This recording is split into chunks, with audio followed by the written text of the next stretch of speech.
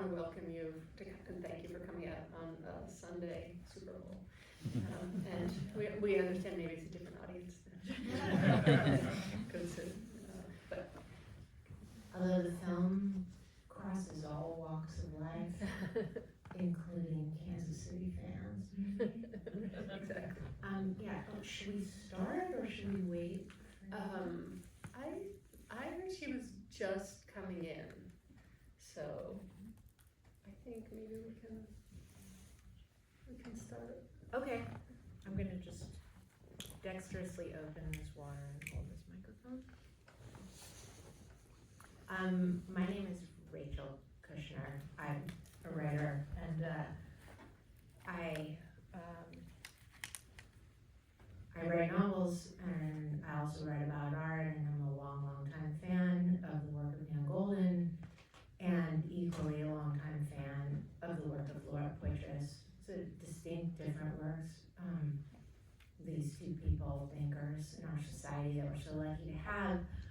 I first saw this movie at the Telluride Film Festival over Labor Day weekend, and it wasn't a scheduled film. I think maybe it wasn't done, or there was some. No, it was scheduled, but Nan's here. You're just right.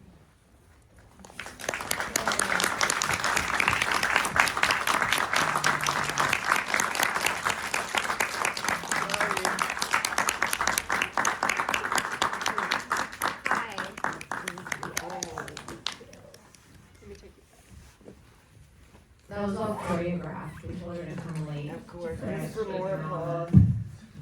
Thank you. So Rachel was just saying that she saw it first at Telluride. It was kind of a secret screening, unannounced screening, but that because we weren't able to travel, because we were premiering in Venice. So, but it was they do secret screenings.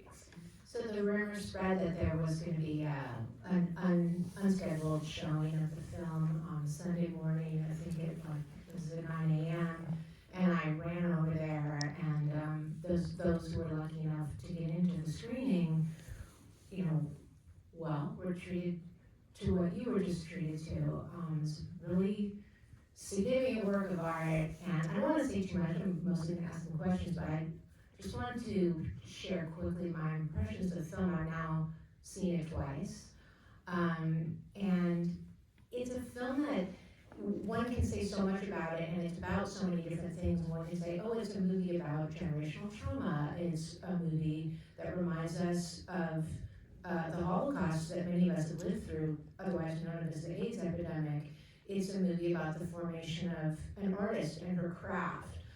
It's a movie about taking down the Sackler Empire and approaching, power generally. But of all those things that it is, to me, most of all, it is a work of really profound cinematic art. I love how it works as a movie, just qua cinema. And I think part of the reason, I want to ask about the editing and the narrative structure, but part of the reason I think it works so well as cinema is you hear these Hollywood people talk about the necessary components of a drama, which are either an indisputably evil character or an indisputably shaded and morally ambiguous character. And this movie has both, and in neither one is there a sense that the truth is being massaged or manipulated. There is the Sackler family who has produced carnage on a scale that is so evil that it is truly Dickensian in nature. And then the way that the movie has this penultimate scene with the parents who are themselves, I wrote it down, awash in the inextinguishable regrets that Nan's older sister, Barbara Golden, had written in her notebook. This is a quote from Conrad. And we see them dance, and we see that these people, they did the best that they could under very imperfect circumstances. And thinking of all that, I realized, well, this movie really has so many different stories, but there's the formation of an artist, and then the echo between the devastation of OxyContin and a push back against the Sackler Sacklers and the devastation of AIDS and the incredible pushback that was ACT UP, and then the very personal and more tender, equally devastating story of one individual, which is Artist's older sister.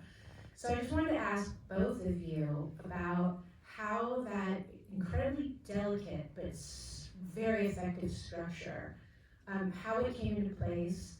Was it difficult to get to that? What was easy, what was logical, and what was really hard? There's a famous editor named Joe Beanie, and he did We Need to Talk About Kevin and Grizzly Man, and he cuts up time in this most incredible way. So We Need to Talk About Kevin is terrifying because you don't know. And if it was a straight narrative, it would be much more predictable. But you're gripped by these like elements that play off each other, but we never know. And the same with Grizzly Man. And we're lucky enough that he was on it at the beginning, and Laura and he did this incredible structure that I never would have thought of in my life. And Grizzly Man also relies on there being existing footage that has to be wrapped into the contemporary footage that is produced for the film itself, you know? Yeah, Joe's incredible, and I'll share a little bit about the process. And but Grizzly Man is also masterfully structured, where you actually learn what's going to happen at the beginning. Like there's no withholding, there's not a teasing of the audience, but then just a layering that happens over time. I mean, when Nan and I mean, for those who don't know, Nan started the film with Pain. She started documenting to make the film, so I wasn't involved at the beginning, the first scenes you see in the Met and other actions. And then I was certainly following from the side and was mesmerized by the impact it was having. And then, so that was the way I entered it. And then Nan and I started doing these interviews. Two things happened. Nan and I started doing these interviews, and they, in the very first one, do you remember the first one? Yeah, It was we about found out David. about David Wojnarowicz. Oh yeah, that was when we first met. Yeah, in our very first meeting before, like it was like I was fully on board. I hadn't been fully like approved. I hadn't been hired yet by Nan. I hadn't met Payne yet, but I was hopeful. And I learned about the witnesses against our vanishing show, which then the historical resonances were so like they were just kind of electric. And then, but then I had lots of hesitations about the biopic genre, which I didn't want to hit. I wanted it to be, it's telling a particular narrative, not there are many parts of Nan's life that aren't in the film, but I was interested in certain things. And then we started doing the interviews, and the very first one was about David Armstrong, and where Nan just talks about the period after his sister's suicide and not speaking, and then meeting David, and it being, that connection and getting a camera, and then kind of both coming of age, but like becoming an artist. And to me, that's like the core of the film, like that I hope that you sort of feel that, that sort of how an artist thinks and what motivates them, and it was just so emotional and so moving, and so we knew we had these different layers. And then, as Nan said, Joe Beanie got involved, and we just started talking about themes. We weren't talking about, this happened in this decade, this happened, but we were like, okay, what are the themes that we're going to touch on, and that's how we arrived at the chapters.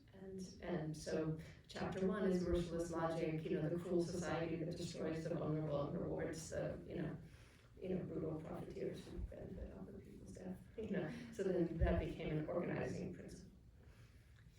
Dan, do you want to talk about what was easy and difficult for you about delving into this project and really opening yourself to it?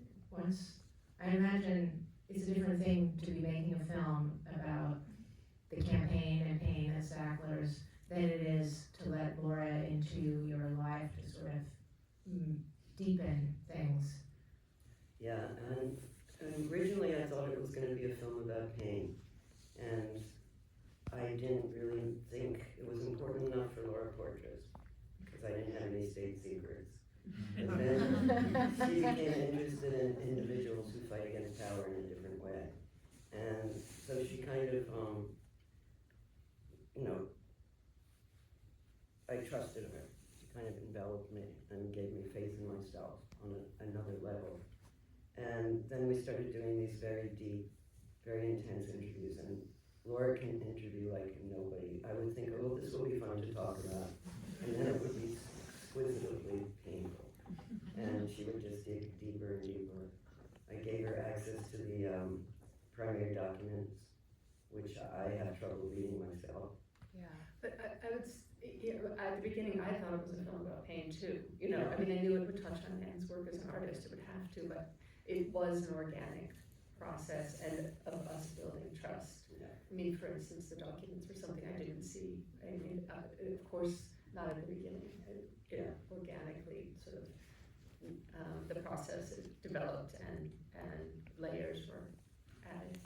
But also, dare I say, you hit upon a subject, meaning a person who speaks with a very unique narrative richness to her voice. Thank you.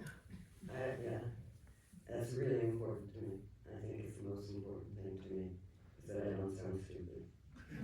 Really, that's the most important.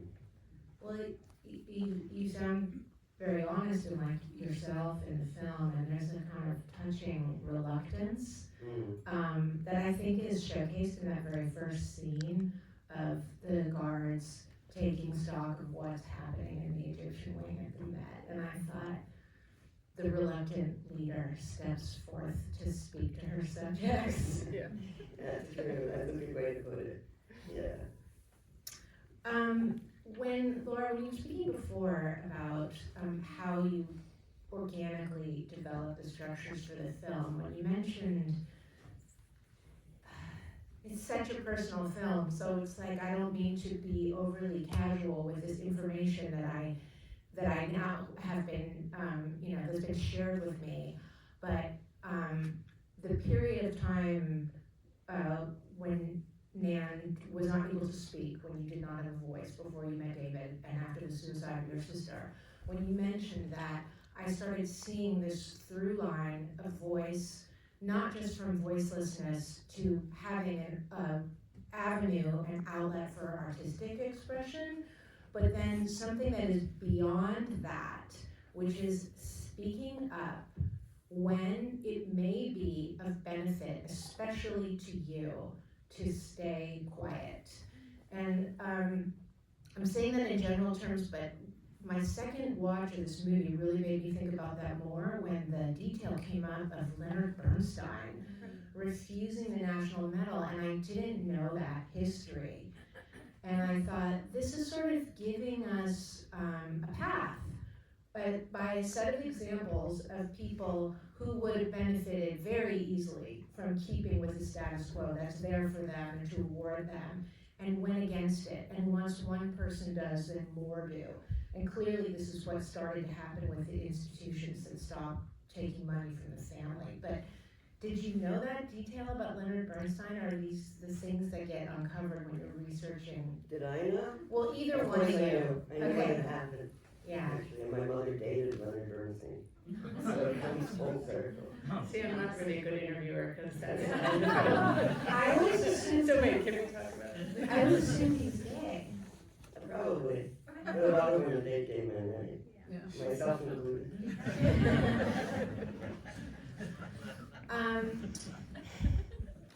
I wanted to mention Patrick Redden Keith because, I mean, he's, so I had seen the movie, and then a week later found myself sitting next to him at a literary festival. We were both signing books, like for our respective fans, who were very different from one another. And I really never had a chance to turn to him directly because we were both facing forward in these kind of parallel journeys. But I did notice, or was reminded, that he has a very particular gloss, which is to me like late 20th century news anchorman sort of legitimacy. I don't know, he can speak in complete paragraphs. Is that a sign of it? Yes, but it's also just the way that he looks and the way that he seems to invoke, whether or not such a thing exists, complete journalistic neutrality. But there he is involved in something that is more than that. and suffering the consequences in the form of being tailed by, Oh, yeah, himself, yeah, right? yeah. And I just thought that it's like an interesting, did he have reservations about his role in the movie? Not that I know of. No, I think he's proud of it. yeah, I think he's very proud. I mean, he should be. And, you know, I love that he's very honest, that he's very paternalistic to Nan when you said you were creating this organization, like, good luck with that. Yeah. He was like, yeah, really? Okay. Yeah. But, you know, my first thing, I was kind of out of touch with my political ideals, or my political, like ACT UP. I wasn't thinking about it when I first started, and then it became about ACT UP, actually. I mean, I started paying when I read an article in the New Yorker by another journalist, not Patrick, saying, where are the people like ACT UP on the street? Right. And that's what got me started. But my first thing was very old-timey, because I was protesting against civil rights, and for civil rights, and against the Vietnam War when I was a child. So I went around at the Women's March giving out pamphlets. Very old-timey. Nobody wants a pamphlet. But I would say to each person, are you upset by the opioid crisis? And then they would stop and take the pamphlet. But it was a while before I started thinking about ACT UP's legacy and how to make it performative and really engaging, and stop handing out pamphlets then. But yeah. But yeah, I think Patrick was, Nan is really featured at the end of Empire of Pain, if people haven't read his extraordinary book, and I think he realized, obviously that something was happening with the activism that the journalism wasn't itself able to achieve in terms of accountability. Well, the component of, people inside the art world casually throw around this term art washing, but I really don't think we understood the mechanism of it. At least I didn't understand the scope and the effectiveness of the mechanism of it until the Sackler hold on the art world started to loosen and crumble. I didn't know either at all until Patrick's article.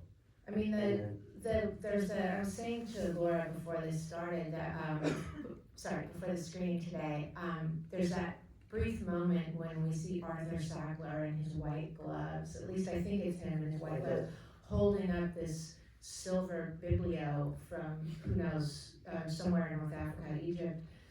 And you think that the glove becomes this incredible metaphor for the way in which they need to distance themselves from the rapacious way in which their wealth has been acquired. And there it is in a glove. And it's valiant, it's like it's before the whole Oxy thing. But that part of the film is also the way that art forum got involved is interesting to me as well. Maybe just as somebody who has been associated with that magazine for 2 decades, as I have been, and David Velasco, who's in the movie, had recently become editor at this point. It was his first issue. Yeah, and he'd just become editor, and he texted me and he said, Nan wants me to go to this protest. And I think, he just decided on his own that he was, I guess all I want to say is that he very much went out on a limb, and it wasn't clear at all that that limb could support the weight of what he was going to do. Exactly. But it happened that I read the article about Patrick in an airport on the way to Sao Paulo, and I was extremely angry, and I felt I had to do something. And one of my assistants was at the time married to David. So he talked, that's how it happened behind the scenes. But it is incredible that, and David, we did a long interview with him, and how we sort of, he rose through the ranks at Art Forum and was, this is his first issue, and he did this whole series, Uses of Power, and published this in the very first, hi, I'm David. And made such a mark, so it's pretty amazing. Of that, just final question, the film, for me, it doesn't hedge in its own moral position, and yet it really functions as a work of art to me, by which I mean it's not at all didactic. I don't feel ever like I'm being lectured to. And like the greatest works of art, I can't really see the seams that explain or account for how the two of you pull this off. But it feels as if I'm on my own emotional journey watching this film, and my pain is there, honestly. Like having lived through the AIDS epidemic and having friends who don't have any siblings because they've all died of OxyContin overdoses or fentanyl overdoses that led from an oxy addiction. And is it just that it cuts such a wide path through society, or was it something that you very consciously wanted to pull back from? Was it kind of lecturing or didacticism, or? I don't think she does that. Yeah. Yeah, I mean, the way I sort of think one of my roles as a filmmaker is, you know, I want the audience who's watching the film to actually experience the emotions that I'm experiencing or that are being shared with me, and that which is in a profound, the intimate process, and that if you were to just hear it and not feel it, then it shouldn't be in the film. You know, that there has to be a way in which something is unfolded and it's provided with context and layers, so that when you learn something, you have the capacity not just to hear it, but to really profoundly feel it. And I can give you, so for instance, when we were structuring the film and speaking about Barbara, who I think we both think is the heart of the film, and that the reason is it's divided into two sections, not because we're trying to like withhold from the audience, but that the audience doesn't have the capacity at the beginning of the film to really understand it. And there's this one of the most moving lines I think that Nan says. It's like how do you tell people something did really happen, you did really see it, and that's why I take pictures, and which is a very big thesis statement that at one point we tried early in the film, and it was just words. It didn't, like when we tried it early, but when it is at the end of the film, when you've learned so much and you've gone on this journey, that it's this, you know, like kind of like, this is why, you know, this motivator of Dan's work, and like saying no to, you know, denialism and society's cruelty and standing up and sort of, and so I just feel like that's the role of you know, the work that I do, is that the audience needs to feel what they're seeing. As an artist, I've been doing that for years though, like with my slideshows. Many people watch the Battle of Sexual Dependency slideshow and they find their own story in it. And that's why it's existed for 40 years. It's not because it's just about me or supposedly about New York in the 80s, which is not what it's about. Right. But people actually experience it for themselves. And it's unfolded in this case into this movie. Yeah. You let it be used for the purposes of the film, let it be activated. I can't resist a final question. Have the Sacklers, like, has there been any blowback or anything from them legally in the wake of the film? We of course approached them for comments. I think they were a little bit on their heels for reasons that you just have seen. They were not exactly on the offensive. We kept a low profile when we were making it, so I didn't get the kind of weekly legal threats that Patrick describes and reads from when he announced that he was doing the book. He made the choice to announce it in a sense to bring forward sources, which I think worked for him, and we decided to stay sort of under the radar. So as of now, we haven't heard anything. But we do hope they're indicted by the Justice Department. Yeah, we hope they'll face criminal charges. Well, I love this film, and again, I really think it's a transcendent, beautiful work of art that is also quite stirring and inspiring, and I want to thank you both